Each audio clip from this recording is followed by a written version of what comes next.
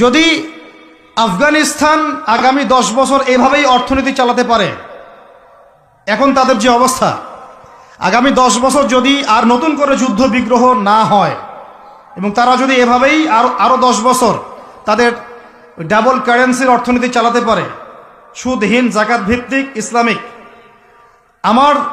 আমাদের বিশ্বাস আগামী 10 বছরে দেখবেন তারা মার্কিন ডলারের উপরে আধিপত্য বিস্তার করেছে ইনশাআল্লাহ। ইনশাআল্লাহ। আমি ইকোনমিক্স নিয়ে পড়াশোনা করেছি ভাই, এমনি এমনি কথা বলতেছি না। অনলাইনে যারা আপনাদেরকে এইসব তালগোল মার্কা কথাবার্তা বুঝায়, যে কাগজের টাকা নিয়ে উল্টাপাল্টা কথা বলছে, ইলেকট্রনিক মানি নিয়ে উল্টাপাল্টা কথা বলতেছে, বিটকয়েন ক্রিপ্টোকারেন্সি নিয়ে কথা বলতেছে উল্টাপাল্টা, ভাই এগুলো আমরা জেনে বুঝে কথা বলতেছি, জেনে বুঝে পড়াশোনা করে এগুলোর উপর আমরা থিসিস করেছি ইউনিভার্সিটিতে, এগুলোর উপরেই। এমনি এমনি কথা বলতেছি না যে পেপার মানি আপনার পকেটে, আমার পকেটে যেটা আছে আপনার পকেটেও সেটাই আছে, এর ভিতরেও সুদ আছে। ইলেকট্রনিক মানি যেগুলো আমরা ইউজ করতেছি এগুলোর ভিতরেও সুদ আছে, অল্প হোক আর বেশি হোক।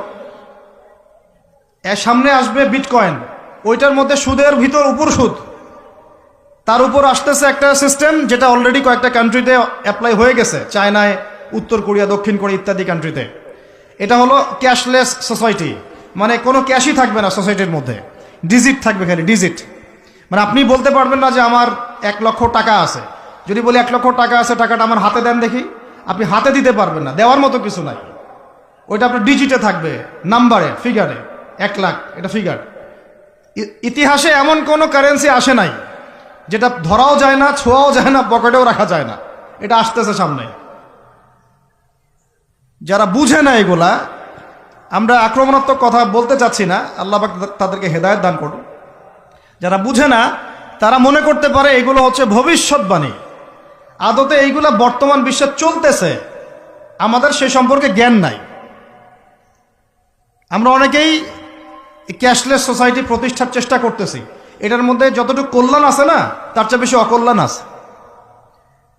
যখন আমরা একটা জিনিস চালু হয়ে যায় তখন সবাই কিন্তু প্রতিবাদ করি না, যখন চালু হয়ে যায় তারপরে ওরা যখন ইসলাম বিরোধী এজেন্ডা বাস্তবায়ন করে তখন আমাদের টনক নড়ে।